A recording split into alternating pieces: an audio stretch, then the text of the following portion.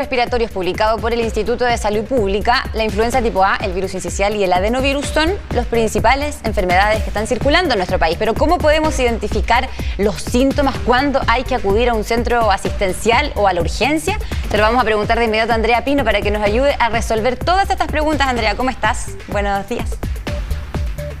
Hola, ¿cómo están? Buenos días. ¿Cómo estás, Chantal? Queremos resolver dudas. Sí. Sabemos que hay muchas personas que están atravesando por algún cuadro respiratorio en esta fecha, muchas personas resfriadas.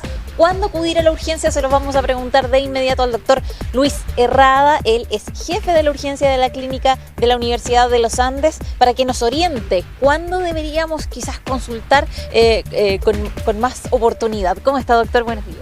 Hola Andrea, hola Chantal, ¿cómo están? Muy buenos días. Doctor, qué gusto volver a saludarlo. ¿Ante qué síntomas Igualmente, ¿Tanto Chantal. tiempo? Doctor, ¿ante qué síntomas? Así es, aquí en Nueva Casa, muy bien. Ahora sí, es que estamos con un poquito de desfase, entonces vamos escuchando un poquito más tarde, Chantal. Pero, doctor, yendo al tema, ¿qué pasa con los virus respiratorios, las personas que están atravesando algún cuadro, quizás persistente de varios días? ¿Cuándo deberíamos recurrir a la urgencia? A ver, los dispositivos de urgencia están hechos, como es evidente, para situaciones muy graves, ¿no es cierto? Y es importante reforzar en la población que efectivamente, de cara a las enfermedades virales del invierno, es tremendamente importante poder educar a la población. Yo creo que ustedes, como siempre digo, cumplen un rol vital en eso.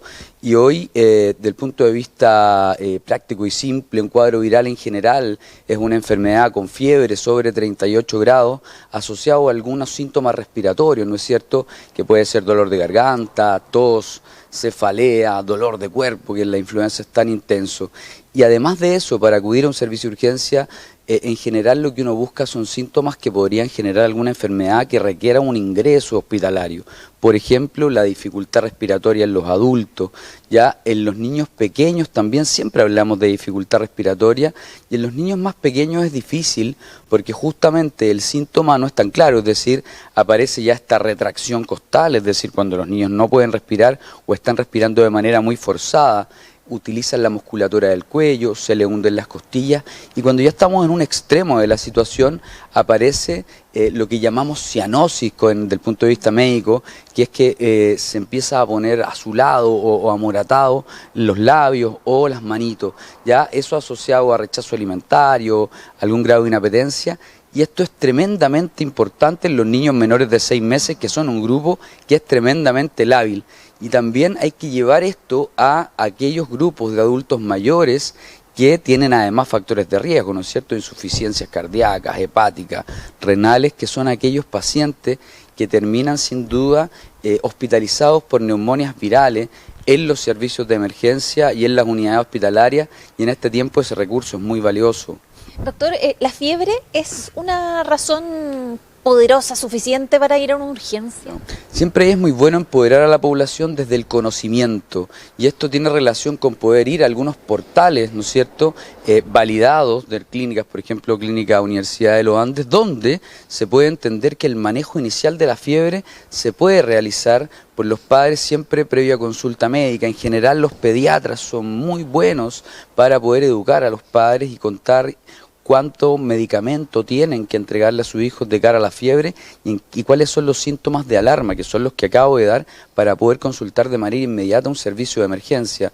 Por lo tanto, hoy es muy importante, frente a la campaña de invierno que estamos viviendo, que la población pueda entrar en estas conductas, ¿no es cierto?, de poder educarse. Ya lo vivimos mucho con el COVID, donde ¿qué fue lo que se logró? Fue poder educar de manera masiva a la población para poder bien utilizar los recursos en salud, y esto es vital en todas las campañas de invierno, dado que la situación de los dispositivos de emergencia a nivel nacional siempre está un poquito más atochada que lo habitual. Doctor, sabemos que se adelantó por lo menos 4 semanas esta mayor circulación de virus respiratorios. ¿Qué es lo que se observa en las urgencias?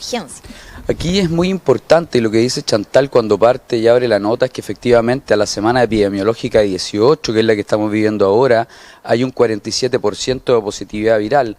En una semana, en una campaña de invierno convencional, Chantal, por ejemplo en el 2019, que era una campaña de invierno prepandémica, En esta fecha había un 21%, un 27% de circulación viral, por lo tanto la circulación viral es mucho mayor para la época del año, lo que habla de que se adelantó la campaña de invierno por lo menos unas 3 o 4 semanas, y lo que podemos evaluar es que es muy probable que vengan 4 a 6 semanas muy difíciles desde el punto de vista de la campaña de invierno. Es decir, en este momento ¿qué hay? Tenemos mucha consulta entre 5 y 14 años, y también de adultos entre 14 y 65 años, y aún las consultas de los niños menores de 1 año no han crecido violentamente, y eso es un dato que no es menor, entendiendo que el VRS ya está transformándose en uno de los virus de mayor circulación, junto con el adenovirus, que genera neumonías importantes en niños menores de 6 meses. Y ahí donde un poco dar también el ánimo a los equipos de salud que están todos los días, 24/7 en los dispositivos de emergencia, porque sin duda viene un momento muy álgido de la campaña invierno y como siempre tenemos que seguir estando. Doctor, hay preguntas en el estudio. Sí, doctor, quería preguntarle precisamente cómo se venía las semanas, ¿cierto? Porque hemos hablado que se adelanta un poco toda esta circulación de los virus respiratorios, pero como ya lo contestó, quiero saber si hay alguna recomendación para distinguir, porque sabemos que la alerta por COVID se levantó, pero que la enfermedad sigue presente y probablemente vamos a tener, y la teníamos en los tiempos de mayor circulación, además del coronavirus. ¿Cómo saber si es que estamos frente a un caso de COVID o si es a lo mejor un virus respiratorio o una enfermedad que son de las más tradicionales en el invierno? A ver, lamentablemente, Chantal, del punto de vista clínico, es muy difícil poder distinguir un virus de otro. O sea, de cara a la ciudadanía, a los padres, la verdad es que lo que uno hace en la práctica es poder educar frente a síntomas de alarma, pero es muy difícil poder distinguir.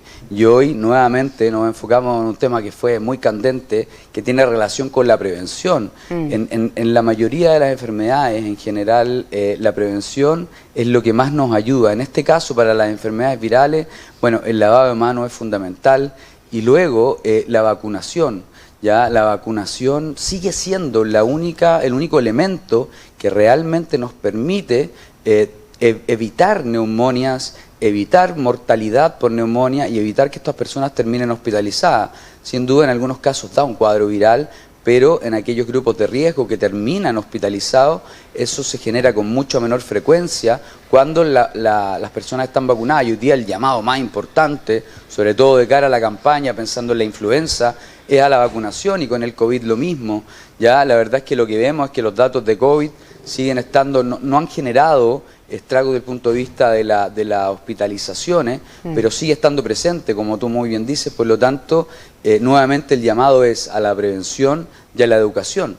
La prevención en este caso es lavado de manos, vacunación, y luego la educación implica entender que debemos conocer cómo manejar a nuestro, en el caso de los niños, a nuestros hijos, o reconocer síntomas propios y poder manejarlo en la medida que hayamos tenido algún consejo médico previo. Doctor, ¿y el uso de mascarillas? Por ejemplo, una persona que está con síntomas de algún virus respiratorio, resfriado, en una oficina o en el colegio incluso, un adulto, una persona joven que pueda usar mascarilla, porque en el caso de los niños es más difícil. ¿Se recomienda siempre hacerlo?